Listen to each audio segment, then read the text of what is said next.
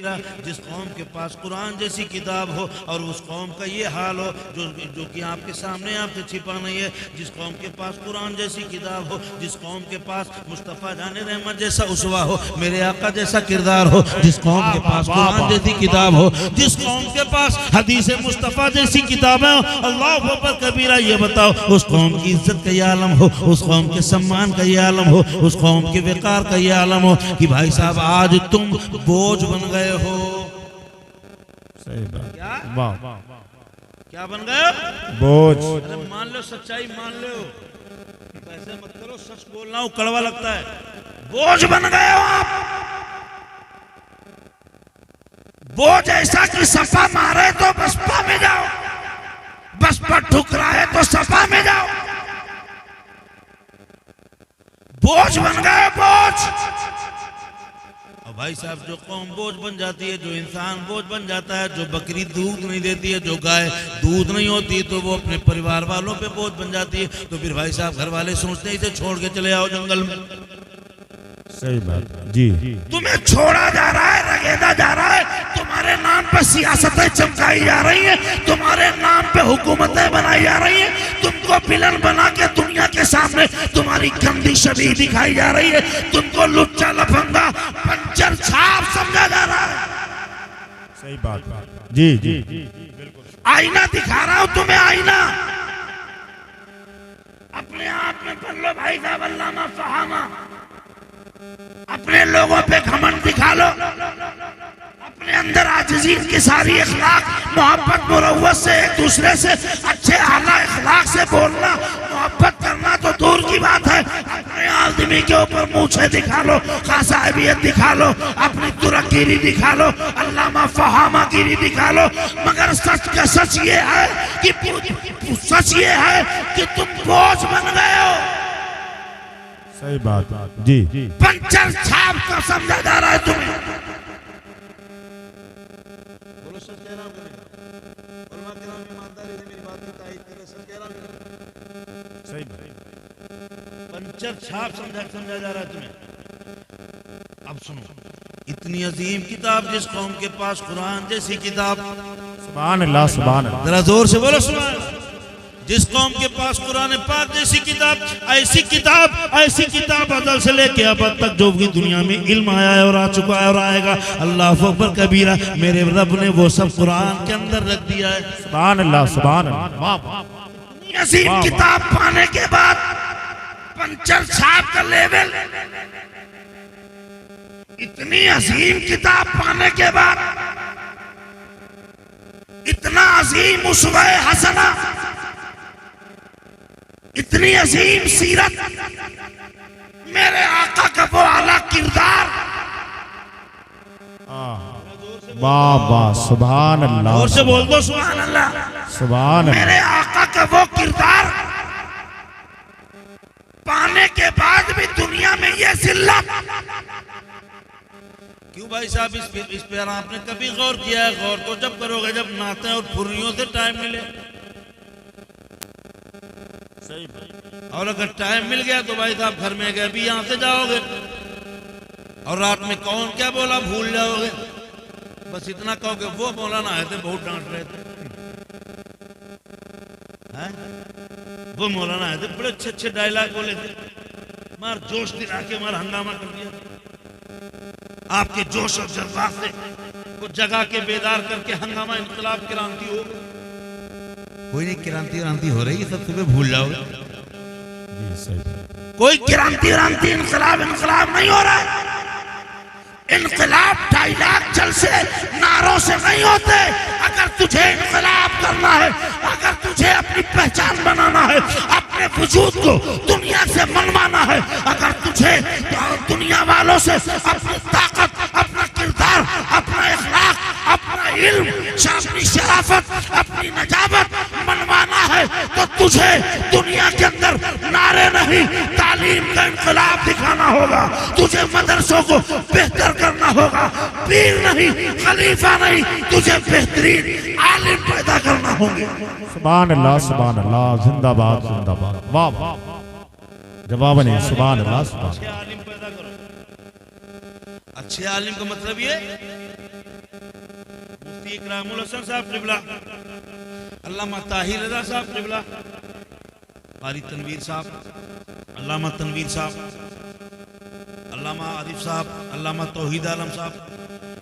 अगर ये इंग्लिश वाले भी हो जाएं साथ में, कंप्यूटर वाले भी हो जाएं, लैपटॉप वाले भी, हाँ, दुनिया के तमाम दीगर मज़ाहिब का मुताला करने वाले भी हो जाएं,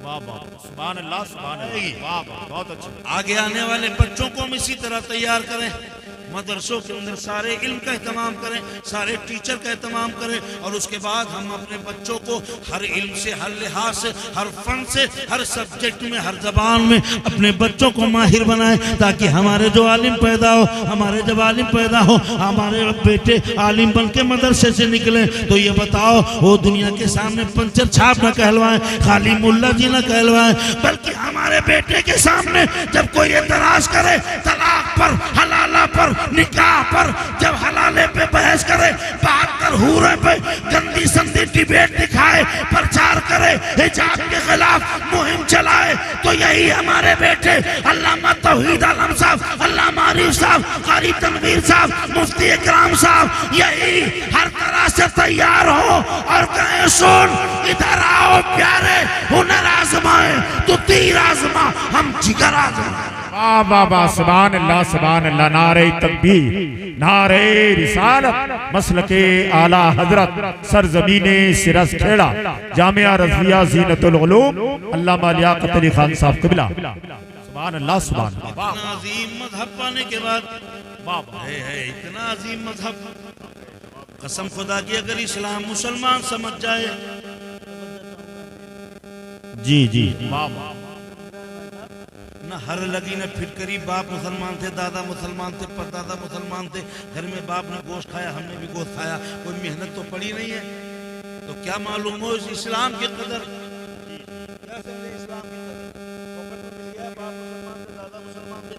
अगर इस्लाम की अहमियत समझना है, ऐसी रसखेड़ा के सुन्नी मुसलमानों, अगर इस्लाम की अहमियत जानना है, अगर अपने मजहब की अहमियत जानना है, अगर ईमान की अहमियत जानना है, तो आओ बिलाल को देखो, अल्लाह अकबर कबीरा, बिलाल को बड़ी आसानी से ईमान न मिला, आसानी से ईमान न मिला, उनको ना जाने कितना तपाया गया, रेगिस्तान की तपती हुई रेत पर बिलाल को नंगा करके लिटाया गया, उनके बदन को सलाखों से दागा गया, नाखूनों में बिरंजियां ठोकी गई, बिलाल से कहा गया बिलाल पास आ जाओ, मान जाओ, अभी नबी का कलमा पढ़ना छोड़ दो, तो बिलाल बोले आसमाने तेरे सालत के हिलाल बोले, हजरत बिलाल बोले वो कोई और होगा अपना जो ईमान दे देगा, वो कोई और होगा अपना जो ईमान दे देगा, नबी का चाहने वाला नबी पर जान। वाह वाह, जिंदाबाद जिंदाबाद, सुभान अल्लाह, या रसूल अल्लाह।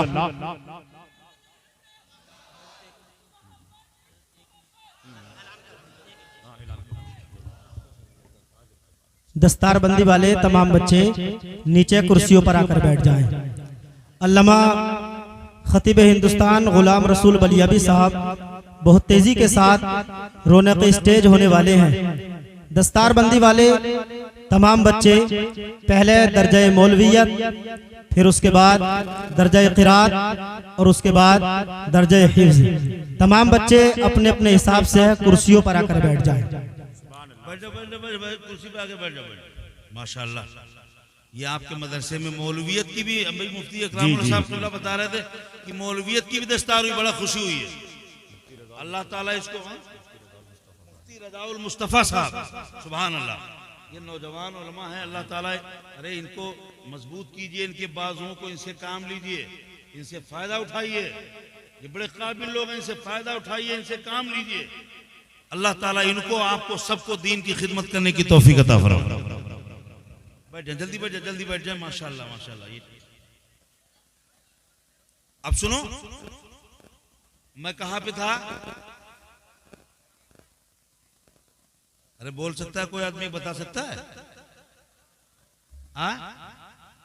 खड़े हो बता, खड़े हो।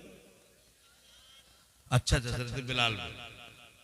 तो सुनो, भाई साहब हर लगी ना पिट करी, आपको मुझसे ईमान मिल गया तो आप इसलिए कदर नहीं कर रहे हो। बिलाल से पूछो ईमान की अहमियत क्या है। जब बिलाल को नंगा बदन करके उनको रेगिस्तान की तपती हुई रेत पे लिटाया गया, ना खूनों में बिरंजियां ठोकी गई, जिस्म को सलाखों से दागा गया, छाती पर बैठ के कहा गया बिलाल मान जाओ,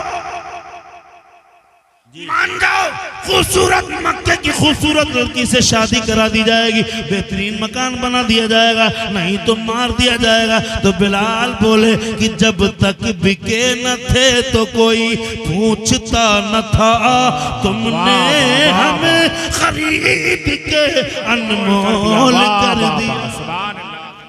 जिंदाबाद जिंदाबाद पाइंदाबाद। बहुत अच्छा। बिलाल बोले कि जान ले सकते हो, इसके सिवा क्या ले सकते हो। ये कार्यक्रम आज भी चल रहा है, घर वापसी वाला, घर वापसी के नाम से आज भी उल्लाया जा रहा है। बिलाल से कहा गया बिलाल मान जाओ, बाज आ जाओ। तो बिलाल बोले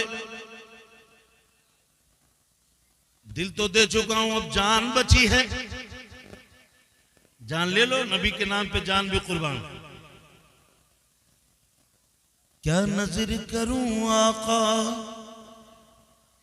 क्या नजर करूं आका, क्या चीज हमारी है। सुभान अल्लाह। क्या नजर करूं आका, क्या चीज हमारी है, ये दिल भी तुम्हारा है, ये जान भी तुम्हारी है। वाह वाह वाह, सुभान अल्लाह, जिंदाबाद जिंदाबाद। ये इस्लाम की अहमियत आपको नहीं मालूम है। अल्लाहु अकबर कबीरा। सुनो, दुनिया के बहुत बड़े वैज्ञानिक से पूछा गया, दुनिया के बहुत बड़े साइंसदान से पूछा गया, ये बताओ दुनिया का सबसे बड़ा मजहब कौन। तो वैज्ञानिक बोला कि दुनिया का सबसे कीमती मजहब इस्लाम है। सुभान अल्लाह। सबसे कीमती मजहब इस्लाम है। इस्लाम की एक एक एक्टिविटीज पे रिसर्च किया गया, एक एक मसले पे तहकीक की गई। ये जो नियत बांधते वक्त ये अंगूठे का सिरा, अंगूठे का सर कानों की लौ से क्यों टच करते हैं, इसमें क्या फायदा है। इस्लाम की एक एक एक्टिविटीज पर, एक एक रुकन पर, एक एक वाजिब पर, एक एक मुस्तहब पर रिसर्च किया गया। भाई साहब आप ना जाने कहाँ हो, सच्चाई दुनिया में दबाई जा रही है। जब आसमान पे रिसर्च किया गया तो वैज्ञानिक बोला कि ऐसा लगता है आसमान पे कभी दरवाजा खोला गया है, ऐसा लगता है जमीन से किरास करके आसमान को किरास करके कोई ऊपर गया है, आसमान के ऊपर कोई गया है। अल्लाह अकबर कबीरा। विज्ञान भी इसको मानता है, साइंसदान भी इसको मानते हैं कि आसमान का कभी दरवाजा खुला है, आसमान कभी खुला है, इस जमीन से आसमान के पार कभी कोई गया है। इसको वैज्ञानिक मानते हैं, डॉक्टर मानते हैं, साइंसदान मानते हैं। नारे तकबीर, नारे रिसालत। उलमाए अहले सुन्नत हजरत अल्लामा गुलाम रसूल साहब बलियावी, कायदे तहरीके बेदारी अल्लामा गुलाम रसूल साहब बलियावी, मसलके आला हजरत, नारे तकबीर, नारे रिसालत।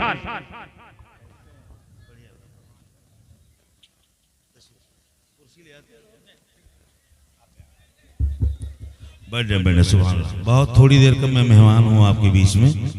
कायदे हिंदुस्तान, कायदे अहले सुन्नत, कायदे मिल्लत हजरत अल्लामा मौलाना गुलाम रसूल बलियावी साहब। सुभान अल्लाह। बैठ जाए बैठ जाए बैठ जाए, तशरीफ ला चुके हैं, उनकी जियारत करें। पता है पूरा हिंदुस्तान इस मुख्तसर से वजूद को इतना प्यार क्यों करता है, मालूम है आपको। इस मुख्तसर से वजूद को पूरा हिंदुस्तान चाहता है, प्यार करता है। क्यों? इस वजूद के अंदर अल्लामा अरशदुल कादरी साहब का खुलूस मौजूद है।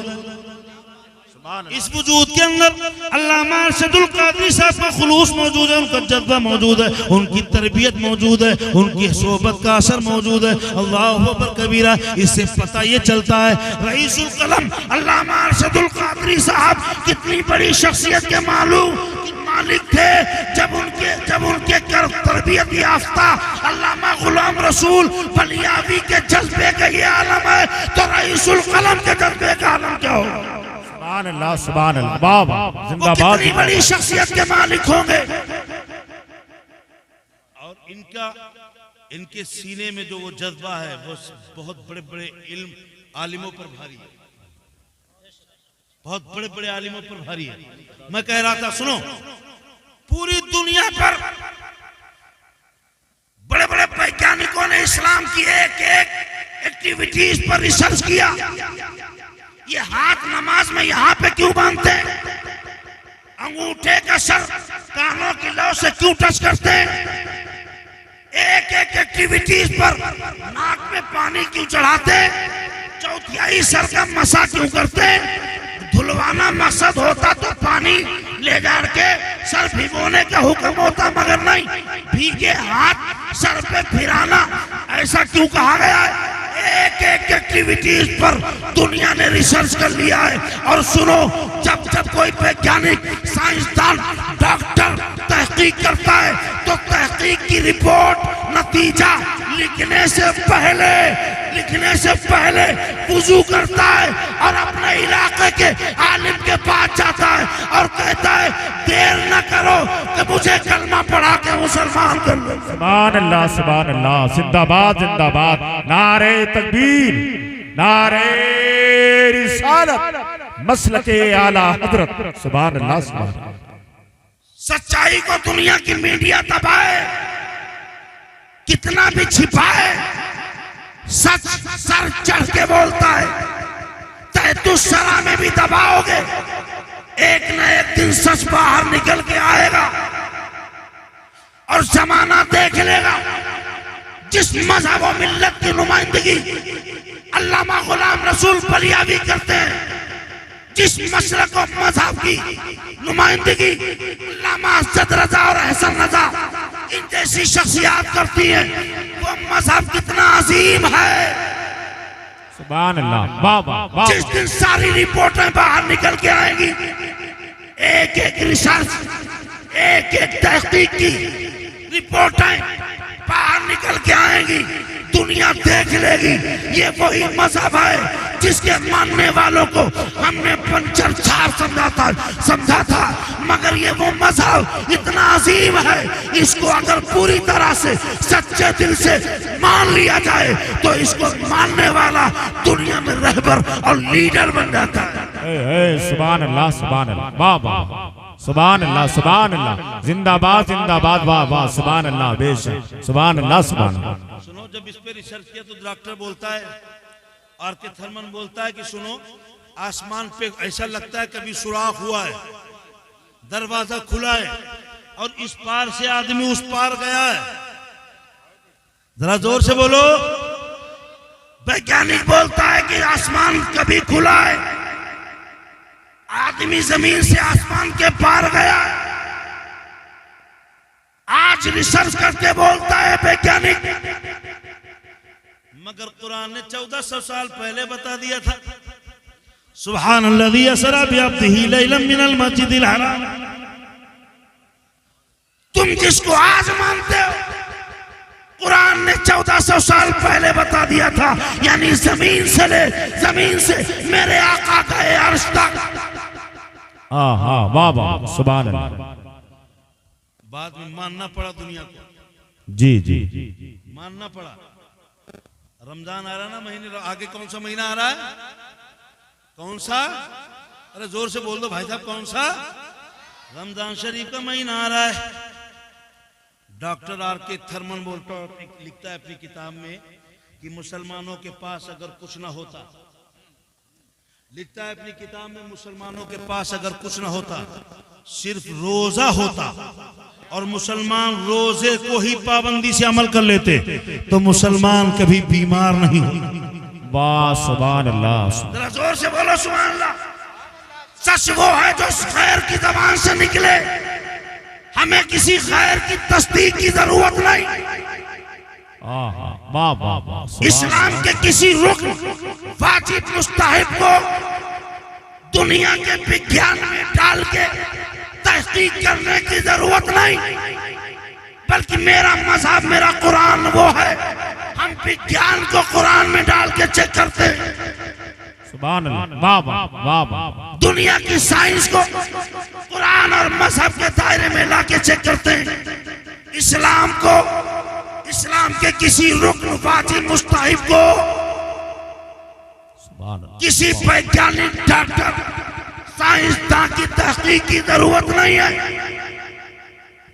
मगर सच होता है, वो कभी न कभी इंसान को कहना ही पड़ता है।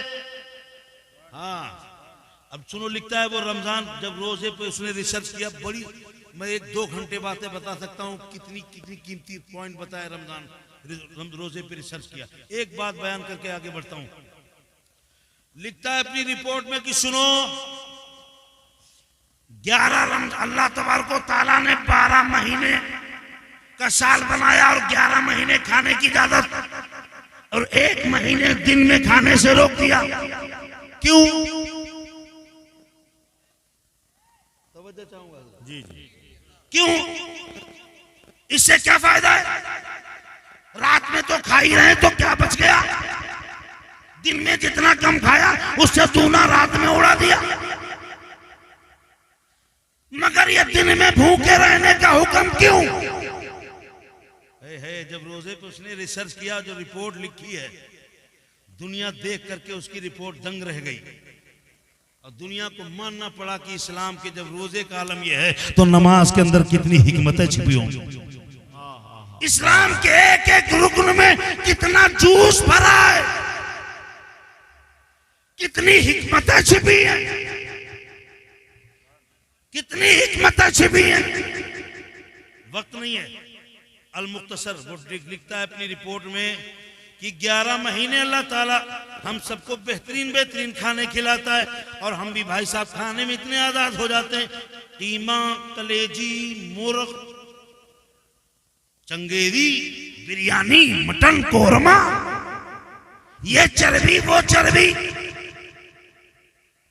ये स्टू, ये कोरमा, ये शादी, ये पार्टी। 11 महीने बहुत कुछ खाते हैं। गंदी हवाएं, गंदा प्रदूषण और ये उल्टे सीधे चर्बी वाले खाने, ये सब 11 महीने खूब खाया। न जाने कहां कहां खाया, रोड पे खड़े होके खाया, होटल पे बैठ के खाया, गंदे बर्तन में खाया, प्रदूषण, गंदी हवाएं, गंदा प्रदूषण, ये उल्टे सीधे चर्बी वाले खाने, फाइटी खाने, ये तले भुने खाने 11 महीने हमने खाया।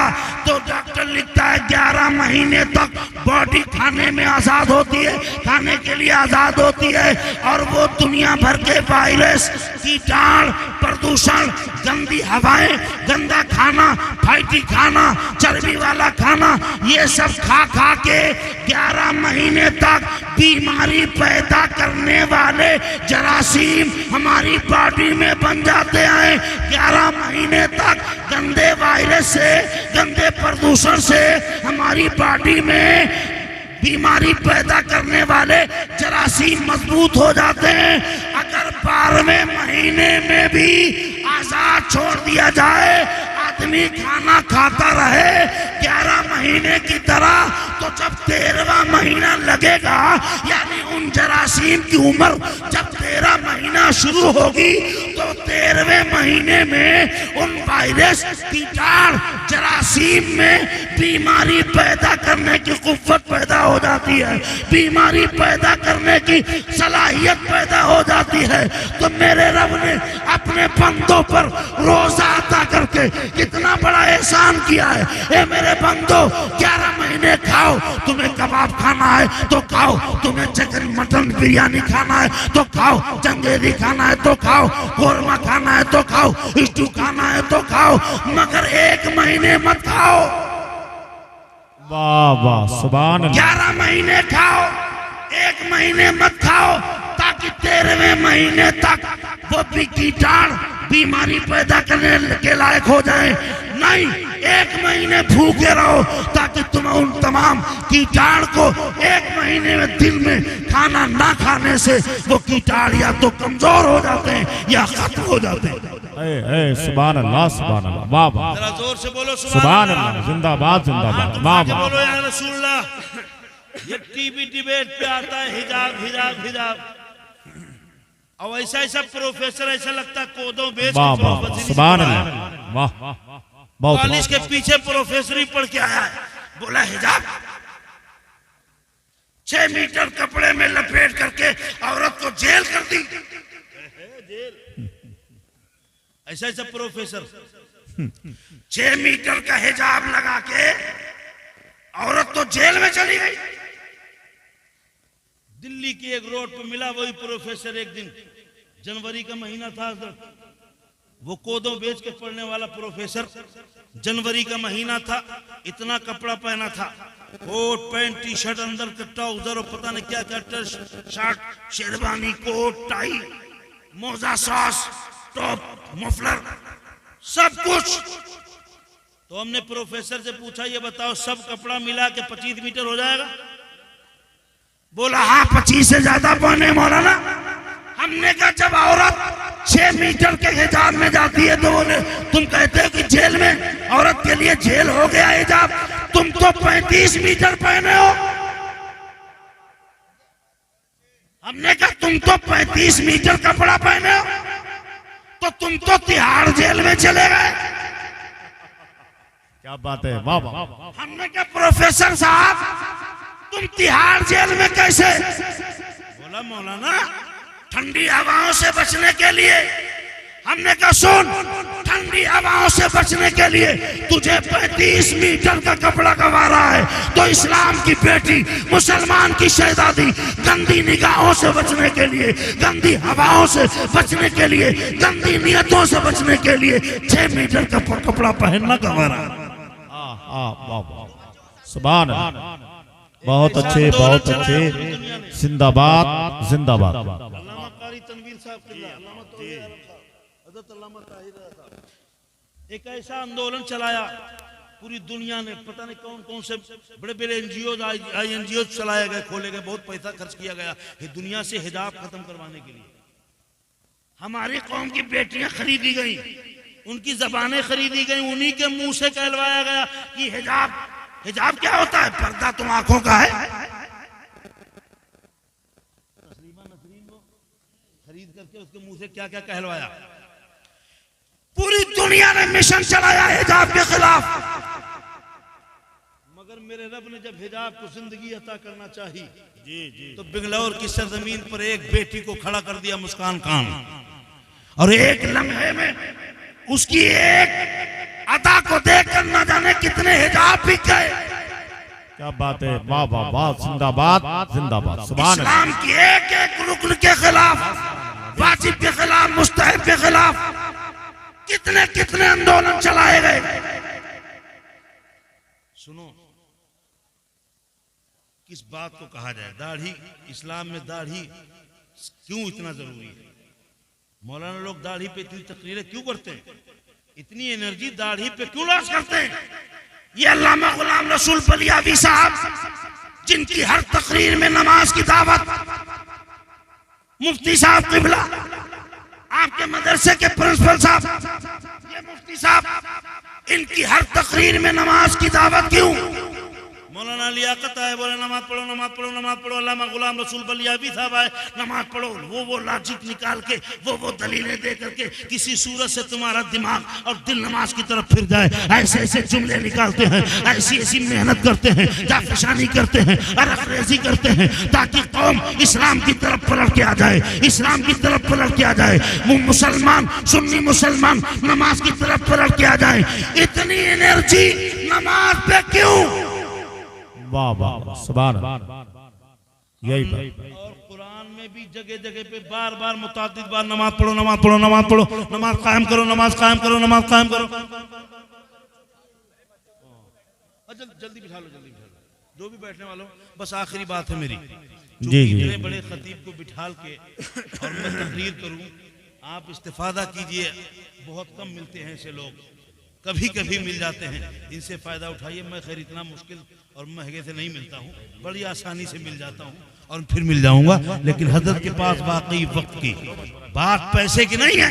अरे ये वो लोग हैं पैसा जिनकी ठोकरों पर आए, पैसा जिनकी ठोकरों पर आए। और अल्लामा अरशदुल कादरी साहब का तरबियत याफ्ता कभी पैसे की तरफ देखता भी नहीं, सोचता भी नहीं। कसम खुदा की मैं जहां तक जानता हूँ अल्लामा की एक एक करवट कौम की फलाह के लिए होती है, एक एक सांस कौम की फलाह व बहबूद के लिए होती है। वाह वाह वाह। मैं वही तो कहना चाह रहा हूं, ऐसे मदरसे बनाओ भाई साहब। तुमने तो खलीफा बनाना शुरू कर दिए। बनाना था अच्छे उलमा, बनाना शुरू कर दिए खलीफा। ले खलीफा, ये खलीफा, वो खलीफा, ये खलीफा, वो खलीफा, ले खलीफा, और गांव गांव खलीफा। और खलीफा के लिए कोई पढ़ना पढ़ाना तो जरूरी है ही नहीं। दाढ़ी टोपी लगा लो, बरकाती टोपी लगा के एक प्रोग्राम कराओ। पीर साहब को 10,000 का लिफाफा रखो, 2-3 बार हाथ चूमो, ले बेटा खिलाफतनामा। और खिलाफत नहीं, कारी तनवीर साहब सही फरमा रहे हैं, खाली आफत। सही बात, खुली आफत। जो और कुछ कह दीजिए वो भी सही है। ये खिलाफत है, क्या होगा कौम के इन खिलाफतों से?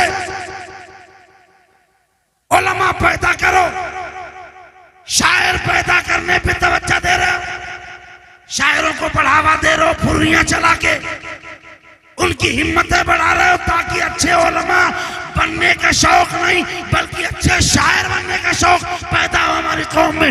नहीं, आलिम जब मंच पे आए उसका हौसला बढ़ाओ, उसके जुमलों की तारीफ करो, उसकी तकरीर, उसकी गुफ्तगू की हौसला अफजाई करो, ताकि हर आलिम अलगरेजी करे, मेहनत करे, जाफिशानी करे और कौम के लिए नए नए कीमती हीरे जवाहरात निकाल के लाए। सुभान अल्लाह, सुभान अल्लाह, वाह वाह, बेशक या रसूल अल्लाह, जिंदाबाद जिंदाबाद। उलमा की हिम्मतें बढ़ाओ, ये मुफ्ती साहब क़िबला इनके हौसले बढ़ाओ, ये मुफ्ती साहब क़िबला इनकी हौसला अफजाई करो।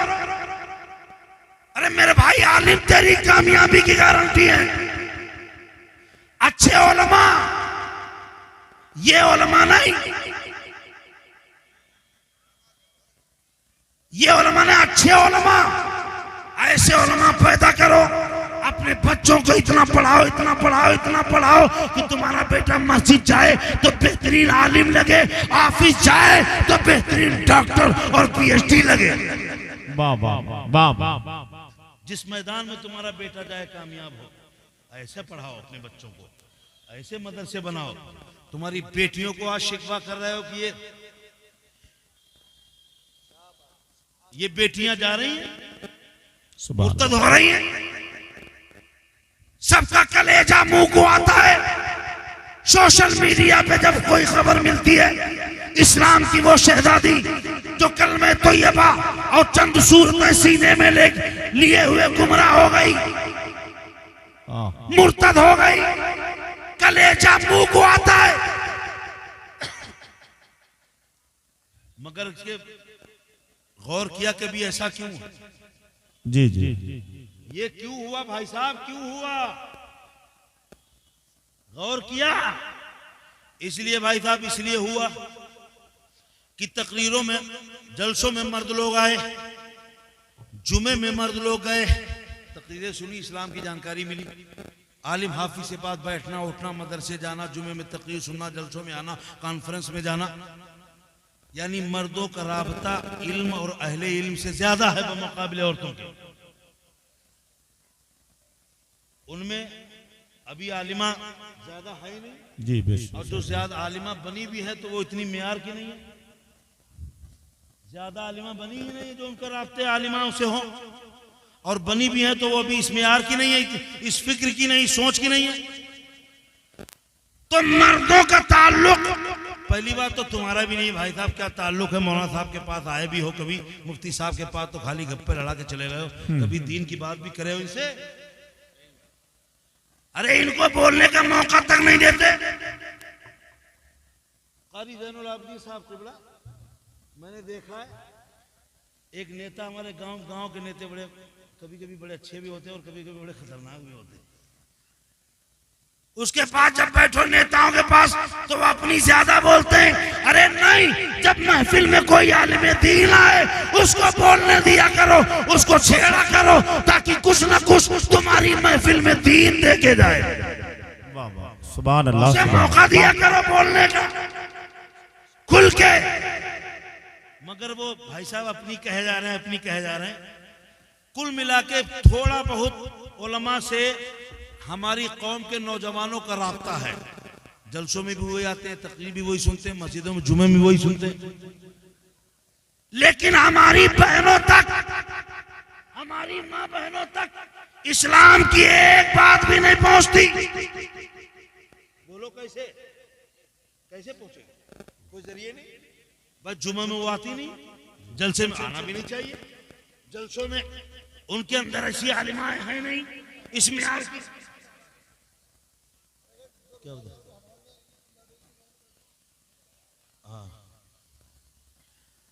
आलिमा उनके दरमियान में तबलीग के लिए जाती नहीं, तो ये बताओ हमारी माँ बहनों तक इस्लाम की बातें कैसे पहुंचेगी?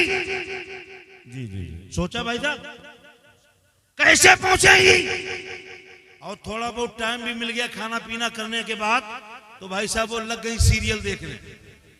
और ये कौम को नौजवान कभी डांटता नहीं, कभी टोकता तक नहीं। वो लग गई सीरियल देखने। ये बताओ जुमा में तकरीर में उनका कोई ताल्लुक नहीं इस्लामी बातों से, तो उन तक इस्लाम कैसे पहुंचेगा? थोड़ा टाइम रात में मिला भी तो वो अल्लामा साकिब रजा मुस्तफाई या अल्लामा गुलाम रसूल बलियावी को सुनने के बजाय वो सीरियल देख रही है, तो कैसे इस्लाम पहुंचेगा? ईमान की अहमियत कैसे पता होगी कि मेरे रब ने हमें मुसलमान बनाया, ईमान अता किया। ये ईमान इतना आसान नहीं है कि दुनिया के माल के लिए गिरवी रख दिया जाए, दौलत के लिए, शोहरत के लिए, या अच्छा लड़का कोई मिल जाए उसके लिए हम ईमान बेचते हैं। अगर हमारी बेटियों को ये सिखाया गया होता ईमान की अहमियत क्या है, ईमान, अरे जिंदगी देना तो दूर की बात है, जान देनी पड़ जाए फिर भी जान देना गवारा है, मगर ईमान पे आ जाता है, ये हमारी बेटियों को गवारा नहीं है। ये बातें कौन सिखाएगा? वाह सुभान अल्लाह। इस ईमान की अहमियत कौन बताएगा इनको? कौन सिखाएगा कि बिलाल ने तकलीफें बर्दाश्त कर ली? अरे तुम पैसे के लालच में ईमान तबाह करते हो। ईमान की वो अहमियत है जिसके सामने जान की कोई अहमियत नहीं, माल की कोई अहमियत नहीं। तो ये कौम की बेटियां कैसे जानेंगी भाई साहब ईमान कितना इंपॉर्टेंट है? जान से ज्यादा, माल से ज्यादा, शादी से ज्यादा, जिंदगी से ज्यादा ईमान इंपॉर्टेंट है। कैसे जानेगी? इस्लाम की बात पहुंचती नहीं, ऊपर से कॉलेज और टीवी के जरिए से खुराफातें पहुंचती रहती हैं। तो ये बताओ जब जब घर वापसी का कार्यक्रम होगा तो सबसे ज्यादा इन पे असर होगा कि नहीं?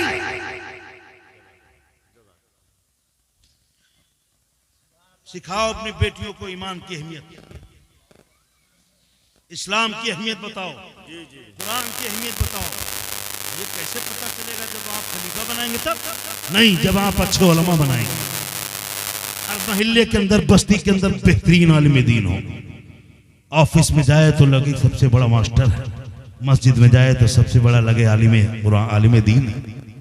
ऐसे उलमा पैदा कीजिए, मदरसों को आहिस्ता आहिस्ता मजबूत कीजिए। मैं मानता हूं कि अभी एकदम आप इतना आसानी से नहीं कर सकते, मगर आप अपनी तैयारी बनाए रखिए। अपने बच्चों को पढ़ाने के लिए अपने यहाँ इंतजाम कीजिए, अपना इंतजाम कीजिए, वरना नज़रियात व अफकारात का वो जो डकैती पड़ती है, जो रहजन लगे हैं तुम्हारे बच्चों के नज़रियात व अफकारात पर, बहुत जल्दी आसानी से डाका डाल लेंगे। अपने ईमान, अपने बच्चों की इज्जत व आबरू बचाओ, उनके ईमान को बचाओ, अपने ईमान को बचाओ, अपने कौम के वक़ार को बचाओ, पंचर छाप का लेबिल हटाओ और पैगंबर इस्लाम का सच्चे दीवाने का लेबिल लगाओ।